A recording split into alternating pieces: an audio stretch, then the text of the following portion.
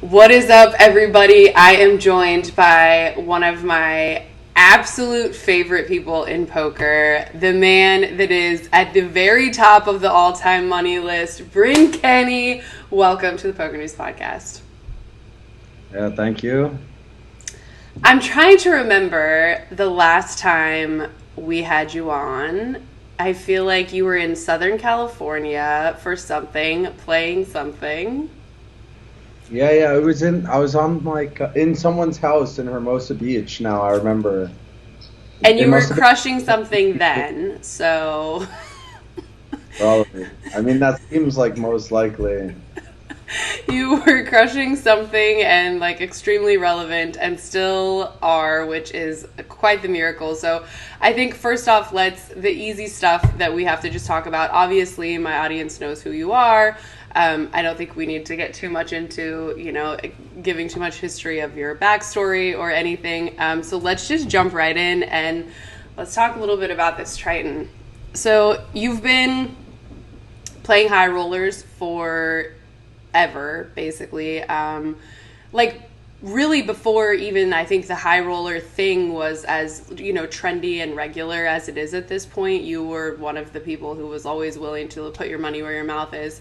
But this Triton thing, it's really original. I think it's kind of a unique, cool idea, the way that they do it. And I think, I talked to a lot of people before the event, but I haven't talked to anyone yet who actually was there and played it. So let's just talk about from a player's perspective, what the experience was like. Yeah, I mean, it's just pretty much the best tournament ever. That's what I said going into the tournament too. This is the dream game. I don't know how, I went to sleep, imagine the best tournament that there could possibly be. And then they're like, hey, yeah, we're going to do exactly that. That's exactly how I feel about it pretty much. As soon as I heard about the tournament, I must have heard about, in Jeju, they started talking about it. So then in Montenegro, when they had the next Triton, I kept asking, I was like, oh, so is it really, is this tournament going to happen? Just because as soon as I hear that, it's it has to happen. So then, I was just, as soon as it was announced and even mentioned, I was just pumped. And I don't know, I felt like before the tournament, I was just set. There was the perfect game for me. Half amateurs, half pros. Just survive type of 3-day tournament, maneuver and be able to, I could survive with no cards even. I mean, I pretty much had no cards until I hit the money. I somehow made the money with 1.5 starting stacks. Was never all in, just grinded the whole tournament from 30 to 40 blinds. Because, it's just a tournament that you could really do that. If you just play well and protect your chips when you're short and don't let yourself get all in. Just always leaving yourself something behind to have a chance with is worth so much in a tournament as opposed to just trying to make something happen early on. Just surviving is the most important thing. And kind of I was on the stream for so many hours where I just literally had no cards. People were just telling me there's no way I could even do anything. Just maneuver, make a random 3-bet light or so, get 2-barrel bluff through, throw in some light moves just to stay afloat, but never for all your chips too. So that's why I say maneuvering.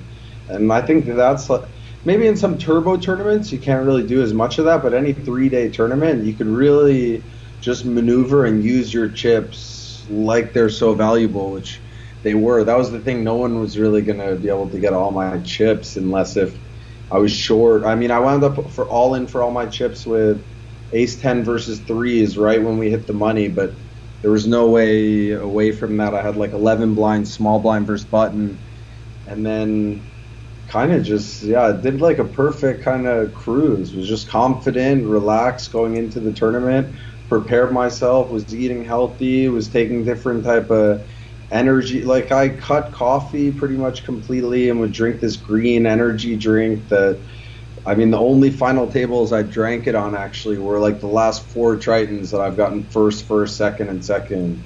And dude, spilling the secrets. What? Where do we find this magic juice? and just like stuff for the brain and stuff, and kind of prepared myself that this was my tournament. Just even from the beginning of the World Series, I like never played any. I just wanted to relax myself and just tell myself it was my tournament, and I made it happen somehow. And if you think about something and you want it enough and you work hard for it, to make it happen. It's interesting because I think that I think you go into most tournaments very confident, or at least I've never interviewed you in a spot where you don't seem like you're ready and confident. But but this is actually something I guess. Do you think that a lot of players are putting themselves in spots where they are having to play for all the chips when they don't need to be necessarily? Do you think that this is sort of, there's so many trends, I think, in lots of directions in poker, and I think there used to be a real trend in sort of being more tight. Then we had the like Scandi period where it's, like 6 betting with 3-4. Yeah. But I've seen, in fact, and I talked to Phil Gruesome last year about, he's like, dude, I will have 4 big blinds sometimes, and like I'm not messing around. Like I will wait until I feel like it's a good spot, even with 4 big blinds. And do you see that as sort of a trend? I mean, I think a lot of people that think that they're one of the best players in the world, they'll take like some spots that seem like such marginal spots for all their chips. Kind of, I don't even know what they think they're gaining from it. Very, very little. But like risking so much. I mean, I guess it depends how many like bullets you're looking to play for too. I mean, if you're just looking to fire infinite bullets all the time, but I play pretty like smart for that too. Like not trying to get in tons of bullets all the time. Just like play well. I mean, sometimes make like super gangster moves, of course, if it's the time. But kind of just not get myself in stupid spots either. Like I always say that I never really want to play a guessing game, so I try to never play really a guessing game myself and make other people play a guessing game against me, which is why I think you're always really going to do poorly when you're kind of just guessing, when you don't really have an idea where you're at. Maybe the other person has a good idea where he feels like you're at and what you think about him, and now you might be better off flipping a coin than actually making a decision, which for a period some of these guys, they were doing that and looking at the number on the clock. And when I heard about that, I'm like, man, some of these crazy bluffs that I think I think that this guy will make himself fold. Now all of a sudden he's looking at a number on a clock and flipping a coin like he's gonna call her, and oh shit, might have to change like things up a little bit, affect the trend. If this is the strategy, dude, I gotta like reevaluate. Yeah, my strategy is like I want them to think. I want you to think and make the decision that I feel like I think that you're going to make. I mean, that's what it's about a lot, that people don't really think about. It's like evaluating the other player and what they'll call with at what stage in the tournament. And I mean, that's why it's not really a numbers game. It's all based on like really what your opponent's going to do. Maybe you could bet a certain amount that'll make him call, and maybe you could bet a certain amount that'll make him fold, and then you could just completely destroy the person on the river. You get them to call when you want them to, and you get them to fold when you want them to. But if you're just telling yourself, oh, I have to do the same thing and play the same way versus everybody, that just means that against some people you're going to play horrible and some people you're going to play well. Like, it's all about really mixing it up against everybody at every stage of the tournament versus all different types of people, depending on how they feel, depending on if they're winning or not, depending on how they look that day. What type of tournament is it? Do they care? What stage of tournament is it? Do they care about the money? Do they not want to be embarrassed by you and maybe bluff them already and they're not going to really fold against you for like a long time straight? So, I mean, there's some people for sure where if you just really crush them a bit, they don't fold against you for like 40 times. They just let you like show the winner and muck until they like fold maybe number 41. But like it's all about knowing like who you can get away with something from and who you can, and maybe if you just can't, just kind of trying to stay away from them, and no real reason to try to like blow pots and be in stupid scenarios for no reason and make it into like high variance type of guessing game of sorts. Well, it was a super interesting tournament, of course, because you have a lot of these players that you've played with a lot before, that you have some background and history with, that you have a lot of information about, and then you have a shit ton of just wild cards in the mix. Like, who knows? I mean, some of these guys we've seen them play, but a lot of these guys, it's like they're fully like cowboy guns blazing, let's go. So talk to me a little bit about the dynamic specifically of this tournament, and also having to shift from the starting few levels just with all of your best high stakes guys, and then as the tournament progresses, mixing up your game with some of these guys where you really don't know what they're doing. Yeah, I mean, the beginning is like kind of satellite almost, where you just don't really want to bust if you get into like kind of like the real tournament. You play like a few pots, you don't want to be like lose more than half your stack or so, or bust. Bust out is the worst before that happens. Like the ICM model is completely shifted because. Yeah, it's just like satellite. Yeah. You're just, okay, I can bust like in these 6 or 8 levels. I got to get into the real tournament. Because anyway, tournaments, like, you got to survive to win it anyway. You got to survive that and bag the first day, bag the second day, and then win it. That's why, like I've said before, I don't really try to imagine. I mean, I was talking some shit before the tournament and telling people I was going to win the tournament anyway. But then when I'm actually in the tournament, I'm not telling myself, like, oh, I'm going to win it. You just have to play well. Like, let's just hope we write our name on the bag at the end of the day. That's what I always tell people. Just, you want to just write your name on a bag. It doesn't matter if it's like, I mean, because once we got into the money, I was walking out on 10 blinds, and I was telling my friend, I was like, yeah, it doesn't even really matter. Like, if I write my name on a bag at the end of today and I have 8 blinds, like, I've won a bunch of my biggest tournaments being like 9 out of 9 and just like not giving up and kind of just surviving in spots where other people would kind of have gotten all their chips in multiple times. And I mean, that's why I was saying too, like, I don't really care about ICM, but at the same time, I'm not going to make a stupid play that I don't think will go well for all my chips, because just being in a tournament is what I think is the most valuable anyway. So even if you leave yourself with like 8 blinds or something and just have a chance at any point of the tournament, win 1 or 2 hands and can win it easily. And people just kind of count themselves out when they're last, when they're at the bottom. Like in the Aussie Millions this year, I was last in chips to start the final table. Just like people think it's unbelievable to kind of like come back and win it from last in chips, but it's just like picking your spots right and playing perfect pretty much. Folding like when you're beat and like bluffing when you can get it through and just getting max value. And I mean, yeah, that Triton was a sick tournament. From what people told me, they said that I should rewatch it because I'll even surprise myself that I played like almost completely flawless throughout the whole tournament for 3 days. So, I mean, do you ever do that? Do you ever go back and watch yourself? No, I never really watch any poker, actually, like ever, of anyone. He doesn't study like the GTO model. Somehow he still has the all-time moneyless champ. I don't know how you do it. It's kind of you're like a freak. I study the people. It's even better. So like I see how they think. Plus like how you were saying, the confidence, you got to be confident too, especially when you're like the one versus everyone. Like they were even saying on the stream, like it's kind of me versus everyone. Like everybody else is in like a group of their friends that they talk poker with, and they all root for each other. Like I'm getting heads up versus guys all the time, and it's just them and all their friends rooting for them, and me usually winning. And that's like amazing. I love that. I love like the me against everybody.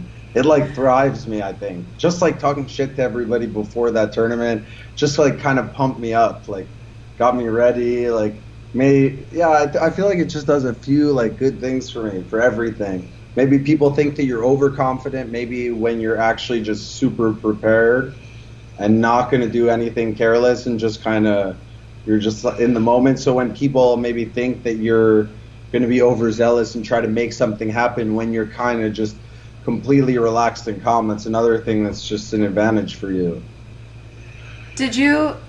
Were you surprised by the final table being such a almost balanced mix between the Recs and the pros? I think a lot of people, or at least I was surprised by that. I mean, I think it's going to happen a lot like that, maybe like 5-3 or something, but I think it's just because some people are going to build up some chips early on, like a few are going to bust from each side, and then there's just going to be big, crazy hands too. There could be one really on either side. So I feel like a lot of the time, just like at this final table, the pros would have more chips, but there would still be a few business guys left for sure. Just like, I mean, how Viv, I think top three in chips were all pros or something like that.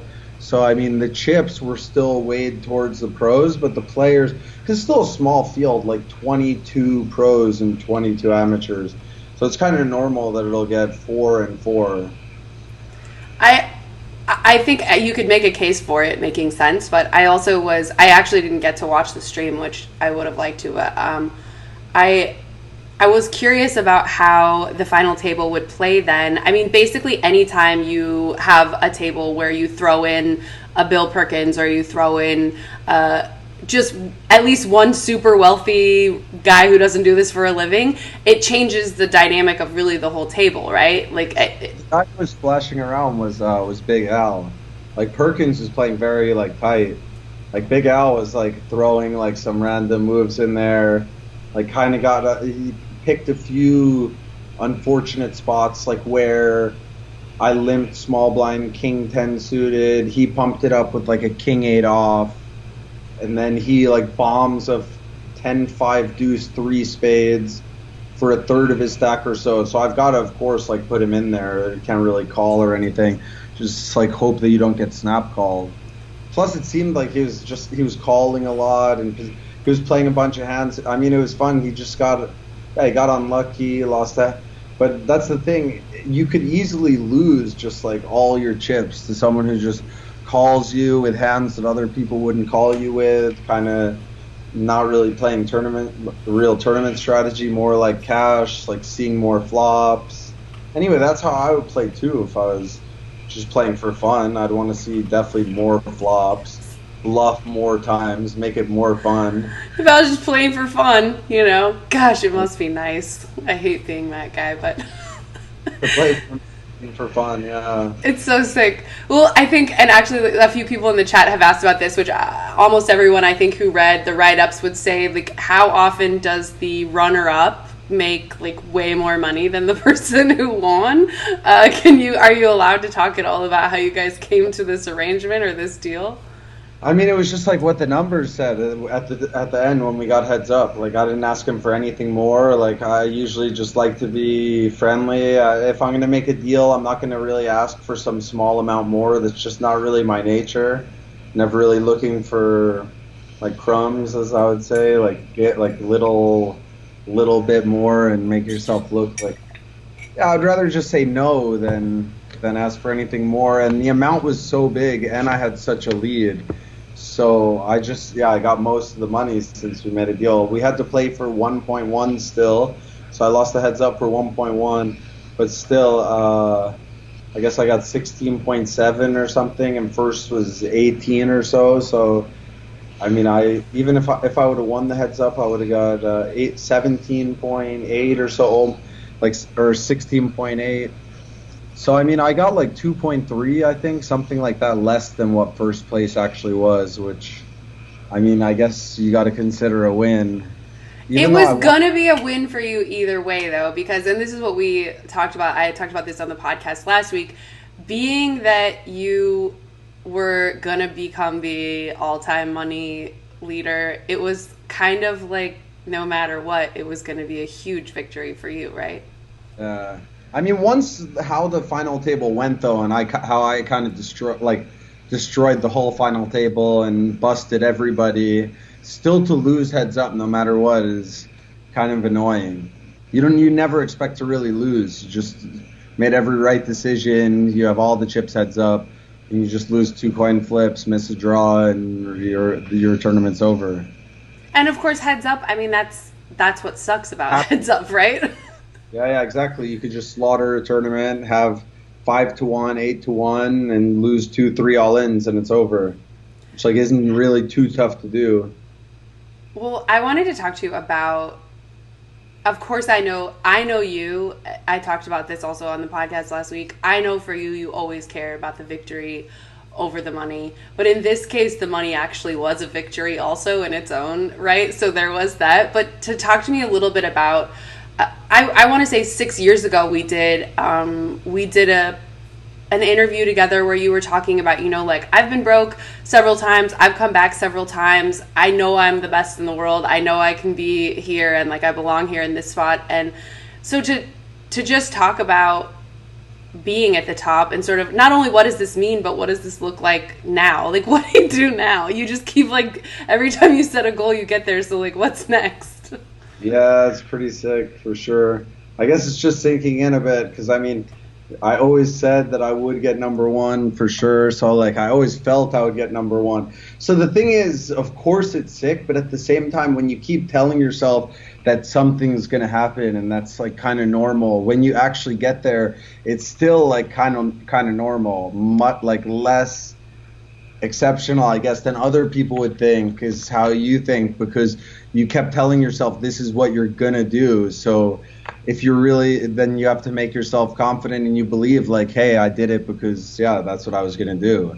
Like I said, I was going to do it, of course. Like, this is what that's kind of the way you have to think. And then anything you put your mind to, just, yeah, I mean, next moves are, I guess it's pretty sick, pretty cool. I mean, now I have a bit of a platform, like Bill was telling me, like a bit more of a platform. I mean, I'll be able to do more good things, maybe create some good things, focus a bit on business while at the same time like playing the biggest poker tournaments. And yeah, I mean, try to build something else big, and yeah, just keep like being happy, doing well, helping people out around me, like just having a good time.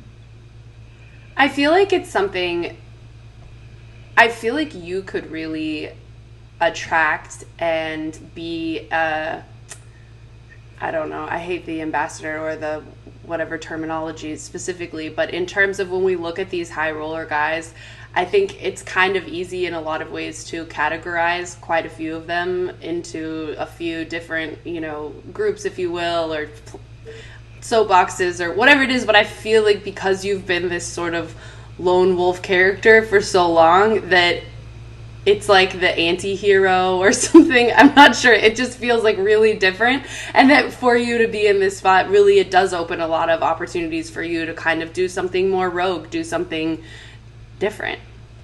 Yeah, exactly. That's always how I've been, like my own type of way, just doing it different. And kind of, I feel like actually, yeah, I feel like I used to be maybe the villain, and now I'm turning into more like the hero as people get to know me and see it like. But the anti-hero is like the guy who's like tough and rogue, but he's the hero. You know what I mean? He's not your like traditional hero, but he's like he's the hero of the story, but in a non-traditional way. Yeah, see, I didn't know. So yeah, makes sense. I think so, and I'm excited to see what you're going to do. And the lead is massive, really. It's like, I mean, yeah, I don't think anybody's ever going to touch it again is the thing, probably. I mean, I'm just playing well. I'll play in all the big high rollers always. I mean, when you have a lead like 7, 10, 20 on like almost all the people who are close, it doesn't really matter like the tournaments that they're playing like 50K and under, even if they're playing much more than me. Okay, like you better go like win all of them like the next like 2 years before like you should talk about it. So I mean, I love going to the Tritons. Now $1 million buy-in feels like home for me. So crazy. However many they have a year, I mean, whatever stakes there is, there's pretty much no stakes that they could create of a tournament or any rules set up. As long as anyone can be invited, because I'll always wind up getting an invite seat too in any type of tournament. So I mean, there's no stakes. Like I wouldn't just love to play. The higher, the better. Like million is probably perfect. Maybe, like I was talking about it. Maybe either that million, the exact same structure, or like 500K one reentry or something, or 300K reentry. Like perfect tournaments. Now there's just a bunch of them anyway all year. I mean, now I guess I have the best year of all time over Justin's year last year, and we're only in August. So, I mean, there's a good chance I could add another few mil to that. It'll be very tough for anybody to beat that unless if they make like 3 millions in a year. Because, I mean, the thing is I pretty much won the million, won the biggest like other Triton tournament of the year, won other back-to-back Triton tournaments. I won pretty much a tournament at every festival and like the biggest one. Yeah. So I don't see how you could possibly ever win more than this in a year, unless if you win 2-3 millions someday, 10, 20 years down from now or something, if they have a bunch of these. But in the way like the year is set up, it's like pretty much impossible. So it's pretty ridiculous. I mean, just winning Aussie Millions to start the year, like that was ridiculous anyway. Just to win a main event tournament. I never even final tabled the main event of anything before that. Win that, then just win every high roller, every Triton series, just win the main event. Like get heads up with Tim and chop the main event, then win the next main event and the tournament before that. And I'd got fifth. Like when I chopped with Tim, I got fifth in the tournament before that too. So it was like fifth and second, first and first in the 2 Triton series. Then pretty much winning the million, winning the Aussie Millions. I even won a 25K in Vegas, like during US Poker Open, just like randomly, just to make sure every trip was like a winning trip this year. Just make sure there was like a few million flying around everywhere.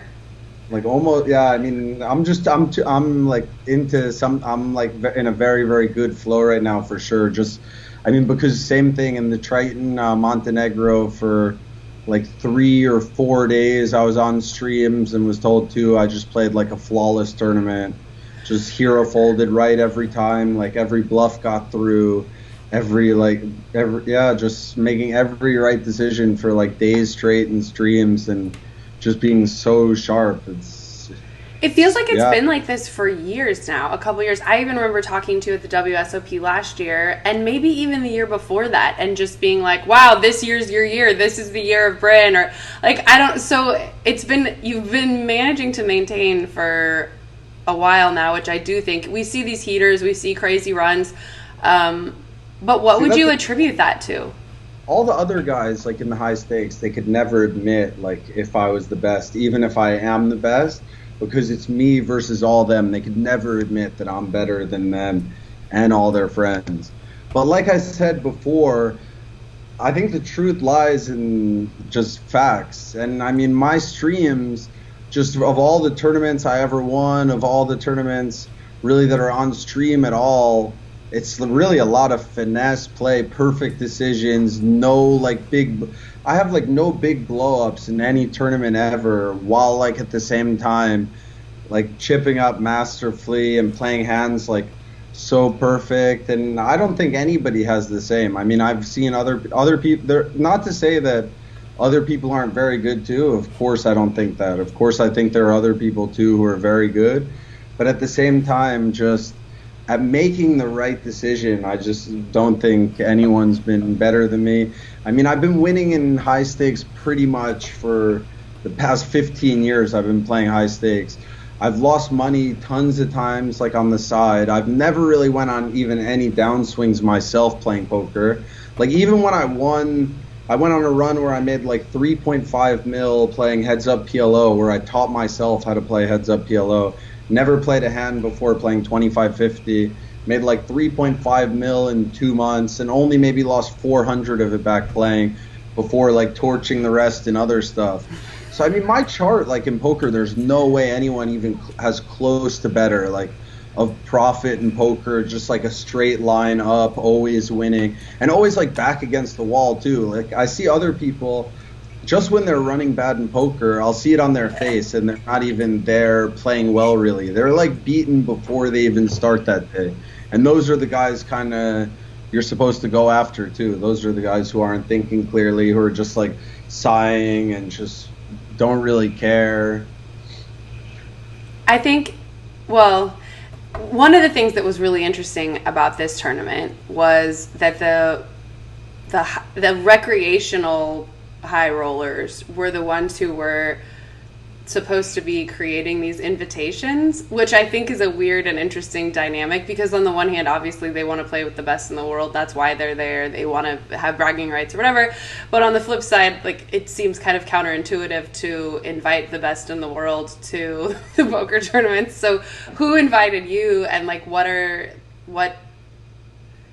do you think that there are some people out there who are willing to admit and see, even in the chat, like so many people are like, dude, BK's been getting shade forever, but like he's been the best. He just like doesn't get the, you know, the like high roller, like bro crew press or whatever it is. So who invited you, and what are some of those relationships that you value?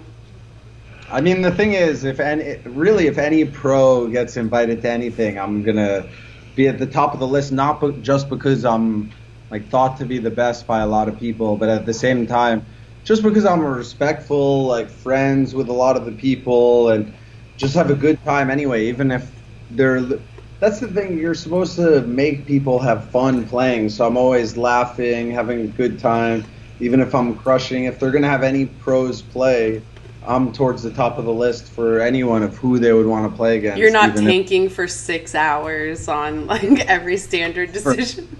I'm pretty much never wasting anyone's time. I almost never even use the time banks. I just I'm just in the game. I don't know. I'm just completely in the game. Even when people would think that I'm not, let's say I'm in my phone or something, I'm kind of so dialed into everything going on all the time. It's just maybe something I was born with or so, just like a hawk type of thing where I see everything. I can even feel energies for sure, very, very strong, like negative and good energies. And definitely like when people are angry or having a rough time, it's tough for me even because I'm a bit empathetic. You're picking up on it. Just because, I mean, that's what makes you good at poker, too, to feel, you're feeling, like, what another person's feeling. If you can actually think how they think and try to feel how they feel, that's really how to win. Which reminds me, sidebar, of your family, who I adore. And yeah, I didn't see the coverage like I mentioned, but I did see some really cute pictures of you, like, hugging. Did your family get to come to Triton? My mom came in the night before the tournament. Mama Kenny! As soon as I made the final table, she hopped on a flight from New York to London and landed at like 10:30 in the morning or maybe 9:30 in the morning when the final table was 1 p.m. I think. Oh my god! So made it just in time, perfect, direct flight from New York. So the thing is, she always wants to like come to see any final table, even if it's not really big. So when I was making a run, I think I didn't tell her she was following the whole tournament, but I think with maybe 12 left, I told her, like, hey, if I make the final table, you're going to be ready to hop on a plane like 2-3 hours from when it ends, right? And she's like, oh, shit, oh, yeah, of course. She's like, I got to drink some coffee, let's get it, boy.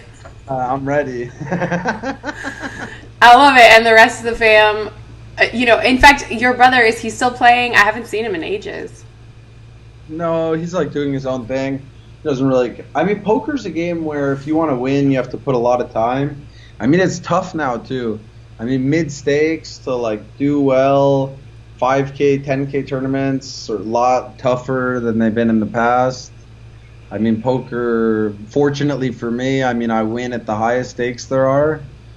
And I mean, that's kind of, if you're the best at the highest stakes, I mean, that's kind of the best thing you could have. I mean, it's tough. It's tougher to be a grinder than it has been in the past. And I mean, just like, if you play live, travel cost, and just to play tournaments, I mean, it's more like most of the time you're like a surviving poker player where you're hoping to like hit one time. It's not really like people who really even have a profession. I mean, some people do well, of course, at anything, but a lot of people are just like hoping to survive and then just hit one time, luckily. And half the time when they hit one time, I mean, we look at it and we're like, oh, great, you won 600K, but really they're taking home like 80K of it or 120K. Or I sometimes look around and think with all the pieces I know everybody's sold and all the action that's distributed, I'm always like, even if you get your one time, it's not even like really that big of I don't know how it carries people for as long as it does. Yeah, well, it doesn't really. And the thing, even if you hit like 600 and you have all of it yourself too, you might just think that you're so good now. I'm like so good. You won some soft tournament for like 600. Now you want to play 25Ks in every 10K. And I mean, money just goes fast anyway, spending it and gambling a bit. You can wind up in the casino gambling, like betting sports, like lots of people do. It's very easy to like dust off money, pretty much the easiest thing ever. Well, you, though, have been someone who I think it's no secret that you've had stables of horses, that you've been deeply invested in the poker community for a long time. And I know most guys who had stables are now really over that life, and that it was not a particularly profitable thing. But do you have some up and coming guys, or do you have guys that you are seeing right now that you believe in, that you think have a future? I mean, yeah, pretty much if I stake anyone now, it's only because they're a friend of mine and I like them, but they better also be like working hard, not complaining to me at all. Like at the same time, I'm down to help them anytime, just like anyone that I'm friends with. But also, I can't deal with any complaining or negativity. I mean, I have no problem taking a loss anytime and just cutting that out. And I think that's one of the reasons why I'm doing really well too, is because I've cut any drama, negativity, any bullshit like away. Like, what do I need it for? I've been able to take losses like with people, with money, and just forget about it, move on, make better decisions later, not let it bother me. And that's what it's like all about. Keeping yourself around good people. I mean, the people you're around is maybe the most important thing, no matter who you are. So, I mean, even if you're a killer... I'm like writing it down, dude. There we go. It's true. And it's like such an old expression, right? Like, you're just the median of all the people that you're around. So if you surround yourself by shitty people, you're bound to be shitty soon. I mean, they're either going to bring you up or bring you down. And even if... The problem is, too, if you're like the best by far in your group and kind of try to bring people up, it's just you can't really bring people up. They have to want it for themselves, like anyone in life. And a lot of people just think it's easy for success to come, for good things to come. They just see you you're just like playing a game of cards and you're lucky that you won or so. But the reality is for anybody to get really good at anything, they have to dedicate their whole life to it, just like any athlete. You could say that anybody's born with natural talent, sure, but there's also lots of people like on the street too that are born with natural talent, that did nothing, that are in lots of different places. I mean, just because you have anything, even if you have the sickest brain, you still have to really want something to get it, because there's lots of people too who have sick brains who are just sitting around playing video games and not really having any drive. So it's like a cocktail of you need to have a lot of different things if you want to actually be successful, that people kind of don't really realize. They think it just comes easy overnight and they should get this handout. When in reality, like, handout what? I mean, I've paid for everything since I'm like 14 years old, my whole life. Like, if you get a handout from people, it just makes you weak and not really learn from your mistakes. And I mean, to get smart and better and stronger, you're going to have to make mistakes. You're going to have to learn from your mistakes. And then you're just going to get better from the mistakes that you made. And then no matter how bad, I mean, some tragedies, of course, not including those, but no matter how bad, like, really something happens, you can take anything as a positive or a negative. And if you look at everything where, like, it kind of needed to happen for you to be here or for this to happen, and everything that happened before you just you're happy with, just because you're so happy that you're right now. So not holding anything against yourself and just learning from mistakes and just being your best person is the best way you could be. Dude, I'm like truth bombs. I have a lot of Instagram sound bites I just took from that. Now, I know I told you, and I know you have things going on, so I'm not going to keep you much longer, but let's talk just a little bit about what are the next things coming up for you. What are your next tournament stops? What are the next sort of adventures in your life? I know you're in Amsterdam. There were several questions, by the way, about what your favorite kush is. Yeah, I don't know what my favorite kush is. It all depends, really, because everybody says that they like some certain strain or so, first off. But it all really matters just the quality of how it's done.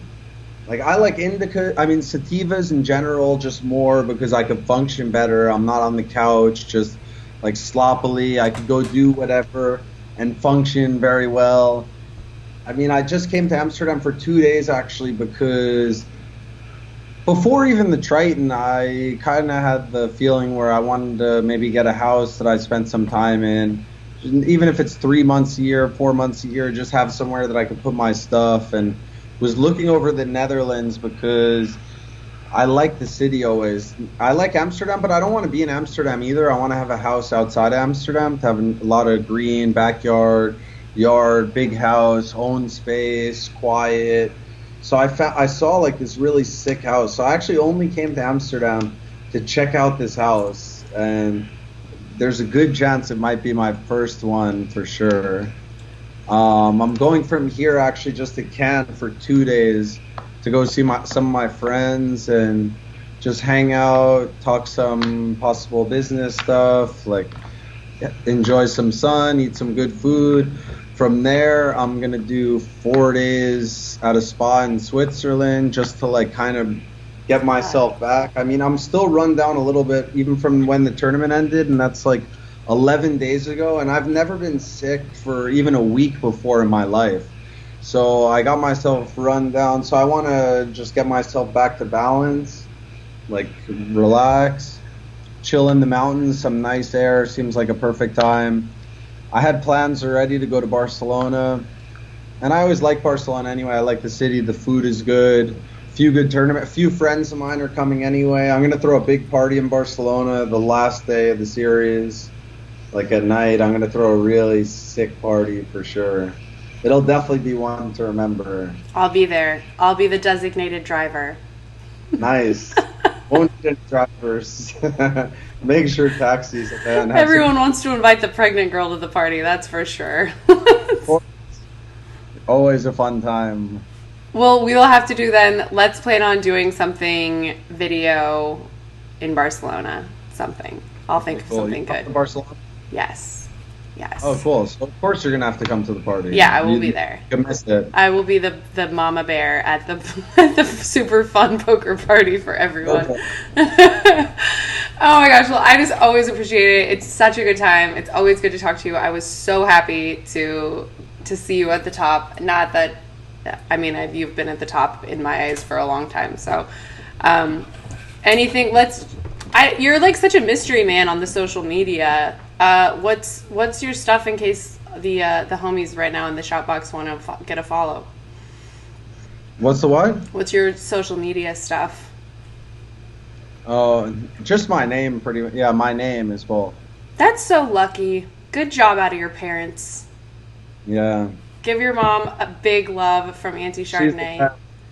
Give your GMA some love, my girls. Oh yeah, the best. I love them. And yeah, thank you so much for taking the time. I'll see you in a couple weeks. Of course. See you soon. Deuces. Peace.